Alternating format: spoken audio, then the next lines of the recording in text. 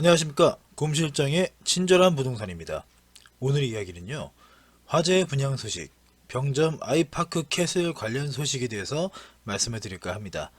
미리 말씀드리는데 저는 뭐 병점 아이파크 캐슬 뭐 관련자가 아니고요, 광고도 아닙니다. 근데 채널 찾아주시는 분들 중에서요, 그리고 이제 제 블로그에 와주시는 분들이 병점 아이파크 캐슬에 대해서 되게 많이 좀 물어보시고 궁금해 하시더라고요. 그래서 제가 그거에 대해서 이거 좀 알아봐서 객관적으로 만들어보는 영상입니다. 물론 이제 그 중에는 주관적인 의견도 있겠지만 광고나 이런 것들을 아니니까 오해는 안 하셨으면 좋겠습니다.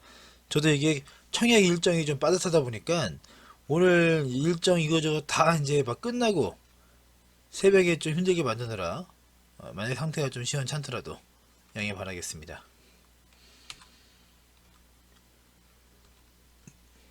지난 11월 9일 병점역 아이파크 캐슬 입주자 모집 공고가 게재됐습니다. 9일부터 11일까지 그 공고되고 나서요, 한 3일 정도 동안에 약 3만 명 가까운 방문객이 모델하우스를 찾았다고 해요. 상당한 인기죠. 보시면 위치는 이렇게 표시가 되어 있고요. 병점역 바로 앞에 화성 병점 복합타운을 끼고 만들어지는 아이파크입니다. 주소는 화성시 병점동 675번지 일대고요. 대지 면적은 45,000평 정도, 건축 면적은 7,000평, 그리고 연면적은 약 12만 평 정도죠. 규모 같은 경우에는 지상 13층, 낮은 건 13층, 높은 거는 26층까지 형성이 되어 있고요. 총 27개의 동으로 구성되어 있습니다. 총 세대수가 2666세대로 상당히 많죠. 일반적으로 1000세대가 넘어가면 메모드급이라고 이제 얘기할 정도니까 2600세대면 상당히 큽니다. 사업기간은 공고가 게재됐던 2018년 11월 9일 지난주 금요일부터 2021년 3월 31일까지 약 29개월 동안의 사업기간을 갖습니다. 그 지도 같은 경우는 아이파크 캐슬 홈페이지에서 담은 거니까 참고하시면 될 것 같고요.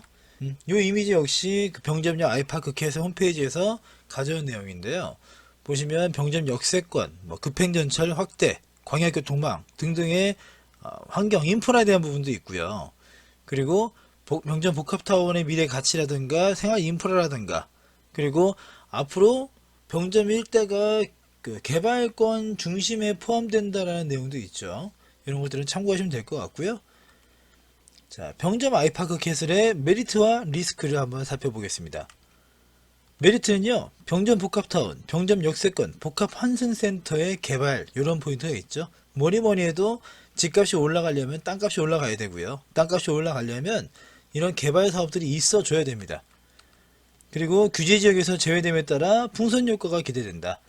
뭐 청약 조정 대상 지역이라든가 투기 과열지구 이런 것들에서 자유로운 지역이 화성입니다. 그러다 보니까 이 지역에 대한 부분들은 투자 메리트가 좀 있겠죠. 그리고 기존의 수원이라든가 동탄권에 있는 아파트에 비해서 비교적 조금 저렴한 분양가도 하나의 메리트가 되겠죠. 자, 그럼 리스크를 보겠습니다. 리스크는요, 수원 비행장에서 유발되는 전투기 소음 피해가 있습니다. 어떤 기사에서 나오더라고요. 그 모델하우스에 전투기에 몇 대 지나가니까 그 찾아오신 방문객들이 무슨 전쟁 난 줄 알고 깜짝 놀라서 막 나가신 분들이 있었다고 하더라고요. 물론 약간 좀 과장된 부분이긴 하겠지만 일반적인 여객기 소리보다는 상당히 큽니다. 전투기다 보니까요.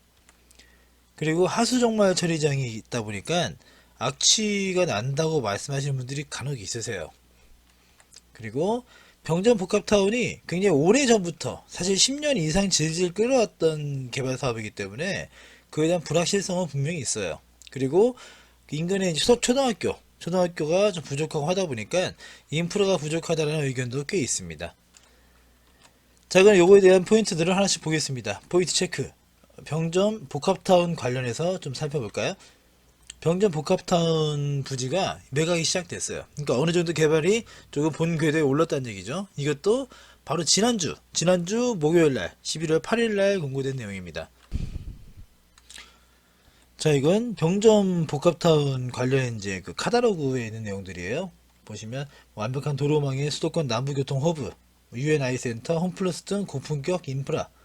홈플러스 딴 데도 굉장히 많은데 여기만 고품격 인프라인 건 잘 모르겠습니다만, 초중고 및 명문학군과 인접, 넓은 공원 및 녹지와 인접한 에코타운, 삼성산업단지 대학 등 풍부한 배우 수요, 이런 것들이 이제 병점 복합타운의 메리트라고 얘기를 하더라고요.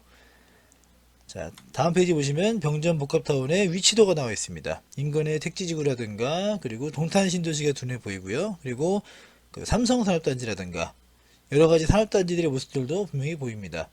입지 자체는 상당히 괜찮아요. 자, 두 번째 포인트입니다. 규제 무풍지역, 기대 반 우려 반의 풍선 효과. 어떻게 보면 지금 그 투자하시는 분들한테 수도권 일대 아파트 시장은 굉장히 답답할 겁니다. 투자할 때가 마땅치가 않거든요. 근데 위치적으로요, 화성시 같은 경우는 조정 대상 지역에서 배제됩니다. 뭐 투기 과열지구 이런 건 당연히 아니겠죠. 그러다 보니까 청약통장 1년간 가입한 세대원은 1순위 청약이 가능해요. 12회 이상 납입해야겠죠. 그리고 시기적으로, 위치적으로는 그렇다 치고 시기적으로는 9.13 대책 청약제도 개편 전에 진행되는 단지였다 보니까 전매 제한 기간이 계약 후 6개월로 좀 짧은 편입니다. 전매 제한은 내가 분양받은 다음에 다시 되팔 수 있는 데까지의 기간을 얘기를 해요.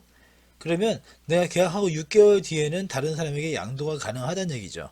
그야말로 투자자 입장에서는 이 황금성이라는 부분 되게 중요하기 때문에 이런 부분도 되게 좀 많이 좋게 받아들여질 거예요. 그리고 대출 규제에서 비교적 자유롭습니다. 예전 거니까요. 유주택자도 중도금 무이자 대출이 가능해요. 50%까지요. 그러다 보니까 이게 투자자에게 있어 상당히 매력적인 조건입니다. 이게 현재 투기지역과 투기과열지구 그리고 조정 대상 지역에 대해서 체크가 되어 있는 지도인데, 보시면 경기도권 같은 경우에는 과천이라든가 광명이라든가 분당, 그리고 수원 광교 택지, 그리고 안양시 동안구, 이런 지역들은 이미 규제에 다 포함이 되어 있어요. 그래서 거기에 포함되어 있지 않은 시흥이라든가 의왕이라든가 화성이라든가 이런 지역들은 상당히 풍선 효과를 기대할 수 있는 그런 상황이죠. 세 번째 포인트입니다. 수원 비행장 전투기 소음 관련이에요. 이게 사실 굉장히 중요한 부분일 겁니다. 현재 전투기 소음은 상당히 큰 편이에요. 이거는 사시는 분들이 이제는 익숙하니까 괜찮다는 분도 분명히 있습니다만, 난청까지 호소하시는 분들이 있을 정도니까요. 군 공항 이전 관련 특별법이 이제 막 개정안이 발의가 되고 뭐 그래요. 이거는 수원시 쪽에서 굉장히 활발하게 움직이고 있습니다. 문제는 화성시 시 자체에서 크게 이렇게 열심히 반응하지는 않고 있어요. 그래서 화성 시민들이 굉장히 좀 화가 나 있죠. 그리고 예전에 병점역 일대 그 국도 1호선, 요 국도 1호선의 비상 활주로가 폐지됐었습니다. 이게 무슨 말이냐면 그 전쟁이 나거나 굉장히 좀 그 응급 상황 때, 아니면 뭐 비상시에 국도 1호선 그 도로가 아예 그냥 비상 활주로로 쓰일 수 있도록 설계가 되어 있는 거죠. 그러다 보니까 이 국도 1호선 인근에는 고도 제한이 다 걸려요. 비행기가 비상시에 날아야 되니까. 근데 이 비상 활주로가 폐지되면서 병점역 일대가 어느 정도 고도 제한이 완화가 됐습니다. 그래서 이번 아이파크 개설도 진행이 가능하겠죠. 근데 이게 또 누구는 이게 뭐 군 비행장 이전한다 뭐 이런 거랑 연결하시는 분들이 있는데 그렇지는 않아요. 군 비행장 이전과는 별개의 문제입니다. 현지 주민들은 이 소음에 대해서 익숙하다, 뭐 창문 닫으면 괜찮다는 분도 있고요. 뭐 하는데 그 외부 방문객들은 소음에 상당히 거부감 많이 보이셨어요. 그래서 아마 그 아이파크 캐슬의 모델하우스 있었죠? 모델하우스에서 전투기가 한 대 지나갈 때마다 제가 볼 때는 한 10%씩 사람들이 떨어져 나가지 않았을까 라는 생각도 합니다. 그리고 하수처리장 악취 피해 우려 관련입니다. 병점역 아이파크 캐슬에서 약 700m 정도 떨어져 있어요. 하수처리장이요.